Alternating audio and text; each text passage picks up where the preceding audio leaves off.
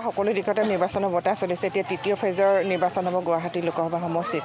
গতিকে গুৱাহাটী এই তৃতীয় ফেজৰ ইলেকশ্যনৰ যি প্ৰচাৰ কাৰ্য, সেই প্ৰচাৰ কাৰ্য চলাবলৈ আমি বিজেপিৰ প্ৰাৰ্থী আমাৰ বিজুলী কলিতা মেধি বাইদেউৰ সপক্ষে আমি ইয়াত উপস্থিত হৈছোঁহি আৰু আশা কৰিছোঁ বাইদেউ বহুত ভোটত জিকিব, এইটো প্ৰায় নিশ্চিত হৈছে।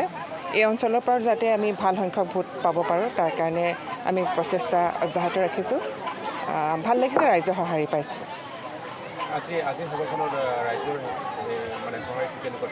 ভাল পাইছোঁ। ইয়াত দেখিবলৈ পাইছে যে আমাৰ মানে এই অঞ্চলটো বিভিন্ন ধৰ্ম, বিভিন্ন জাতি জনগোষ্ঠীৰ এটা মিলন ভূমি। গতিকে সকলো জাতি জনগোষ্ঠী, সকলো ধৰ্মাৱলম্বী লোক ইয়াত উপস্থিত হৈছে। সকলোৰে মানে সঁহাৰি পাইছোঁ বাইদেউৰ সপক্ষে। গুৱাহাটী লোকসভা সমষ্টিটো বিজেপিৰ সপক্ষে প্ৰায় আমি 5 লাখৰ অধিক ভিতৰত আমি জয়যুক্ত হ'ম বুলি আমি আশাবাদী।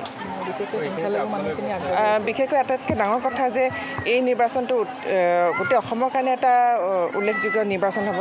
কাৰণ আমি সাধাৰণতে আগতে দেখিবলৈ পাইছোঁ যে যিসকল মাইনৰিটি ভোটাৰ্ছসকল কংগ্ৰেছৰ সপক্ষে বা UDFৰ সপক্ষে মতদান কৰে, কিন্তু এই নিৰ্বাচনত আমাৰ সংখ্যালঘু ভোটাৰসকলে বিজেপিৰ সপক্ষে থিয় দিছে। সেইটো আটাইতকৈ গুৰুত্বপূৰ্ণ কথা, ভাল লাগিছে সেইকাৰণে।